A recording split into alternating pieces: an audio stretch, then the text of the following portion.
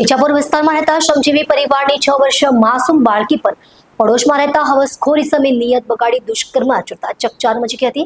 બાળકી હાલ તો સારવાર હેઠળ છે. આરોપી 3 દિવસ પહેલા જ બિહારના પટનાથી નોકરી માટે ઇજાપુર આવ્યો હતો. દુષ્કર્મ આચરનાર નરાધમ વિરુદ્ધ પોલીસે ગુનો નોંધી તપાસ શરૂ કરી હતી. હજીરા તાલુકાના ભટલાઈ ગામમાં 6 વર્ષની બાળકી પર થયેલી દુષ્કર્મની ઘટના સમગ્ર સમાજને હલાવી નાખી છે.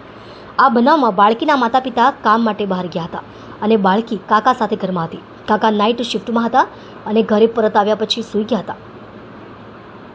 આ સમયે પાડોશી આરોપી જય મંગળે બાળકીનો હાથ અને મોઢામાં કપડું નાખી દુષ્કર્મ આચર્યું. બાળકી રડતી રડતી પોતાના ઘરે પરત આવી અને કાકાને સમગ્ર ઘટના અંગે જાણ કરી. બાળકી હાલ હોસ્પિટલમાં સારવાર હેઠળ છે. આરોપી જય મંગળ ફરાર છે અને પોલીસ તેની શોધમાં લાગી છે. આ બનાવને ગંભીરતા અને દુઃખદાયકતા સામે સમાજમાં રોષ વ્યાપી રહ્યો છે અને કડક કાર્યવાહી કરવાની માંગ ઉઠી રહી છે. આ ઘટનાએ બાળ સુરક્ષા અને સમાજમાં નૈતિક મૂલ્યોની અવગણના અંગે ગંભીર પ્રશ્નો ઊભા કર્યા છે. આ બનાવથી સ્પષ્ટ થાય છે કે સમાજમાં બાળ સુરક્ષા અને નૈતિક મૂલ્યોની જાગૃતિ વધારવાની જરૂર છે. અત્યાર સુધીની કાર્યવાહી અને સમાજની પ્રતિસાદના આધારે આ પ્રકારની ઘટનાઓને અટકાવવા માટે કડક કાયદાકીય અને સામાજિક પગલાં લેવાની જરૂર છે.